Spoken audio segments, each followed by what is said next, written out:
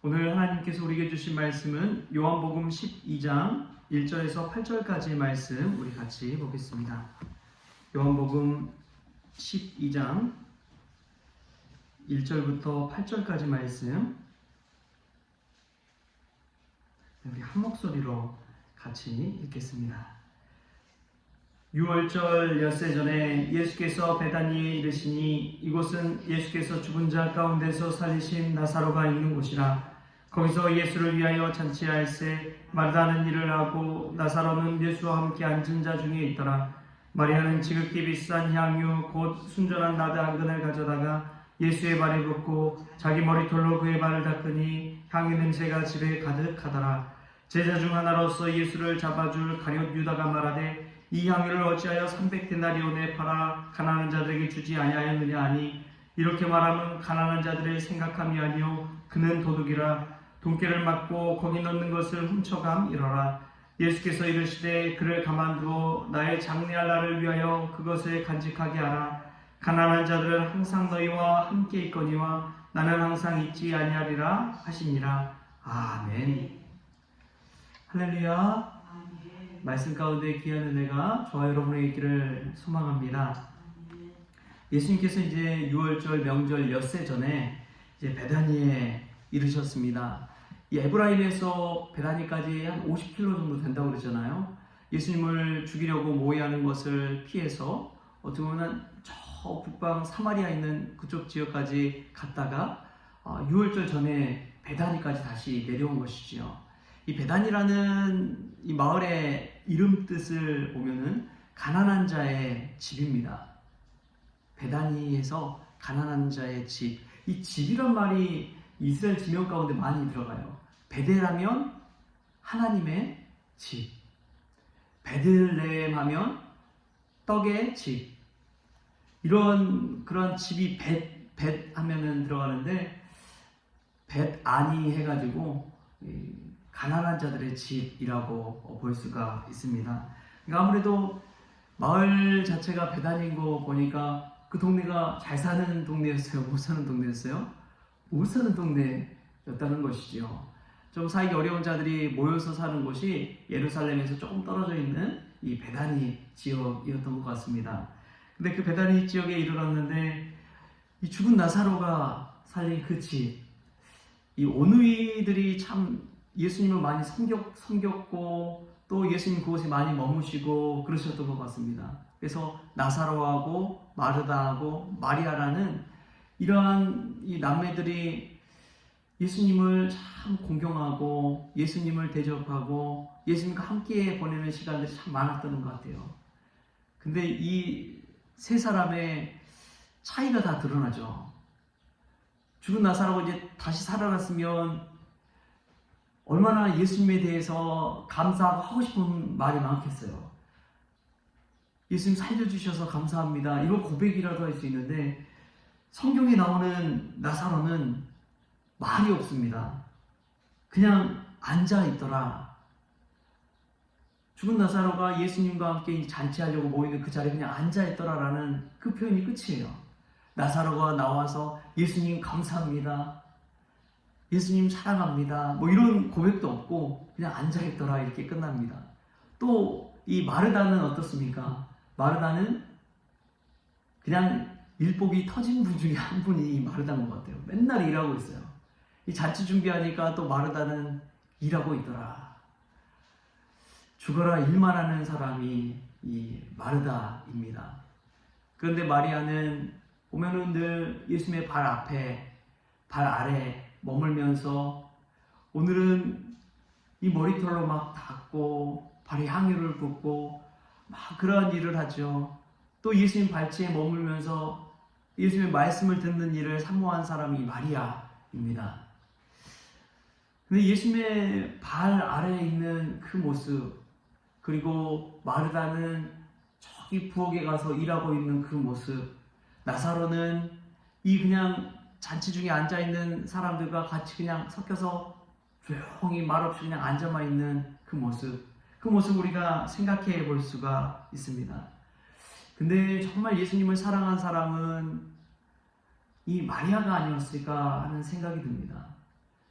왜냐하면 사람의 자세도 그렇지만 그 당시에 이 노예나 종들이 했던 일들이 발 씻는 일이었거든요.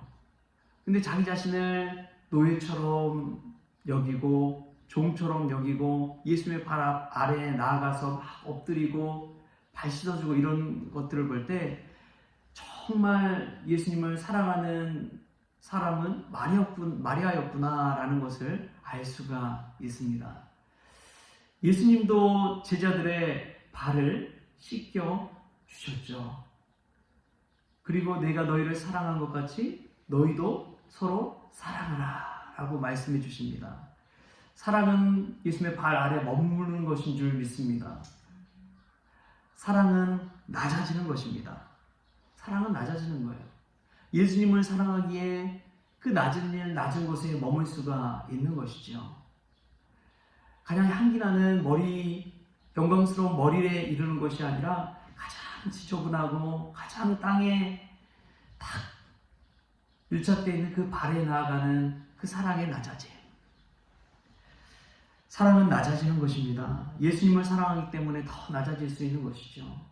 좋은 일, 눈에 보이는 일, 그 일 감당하는 것도 귀하지만 보이지 않는 일, 누가 하기 싫어하는 그 일을 하는 것이 예수님을 사랑하는 낮아지는 마음이 있기 때문에 그런 것이죠. 백주년 기념교회를 은퇴하신 이재철 목사님이 이 교육자들, 목회자들을 청빙할 때 조건이 하나씩 꼭 붙습니다. 면접을 하면서 그런 이야기를 하신대요. 그게 뭐냐면 우리 교회의 목회자가 된다는 것은 일주일에 한 번씩 화장실 청소를 같이 하는 것입니다. 목회자 청빙 조건 하나에 그게 들어가 있는 거예요. 화장실 청소만은 목회자가 한다. 이게 청빙 조건입니다. 그래서 이재철 목사님도 그렇고 모든 목회자들이 일주일에 한 번씩은 다 이 화장실 청소를 담당하는 거예요. 여러분 왜 그렇습니까? 목회자들만큼 교만해지기 쉬운 자리가 없어요. 마이크 잡고 말하면서 뭐 이거 해달라 저거 해달라 맨날 시키기만 잘하잖아요. 이거 부탁하고 저거 부탁하고 모양은 부탁이지만 다 일 시키는 거죠. 근데 주의 일이라고 하면서 그 일을 부탁을 하는 것입니다.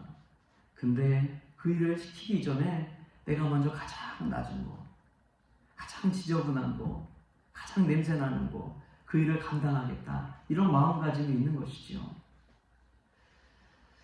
정말 주님을 사랑하는 마음이 있다면 그런 일도 능히 감당하게 되는 줄 믿습니다.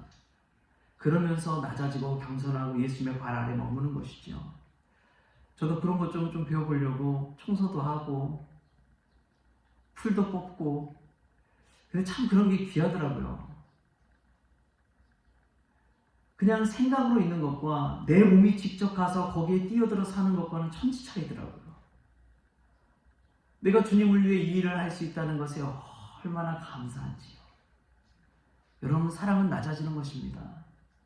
사랑은 낮아지는 거예요.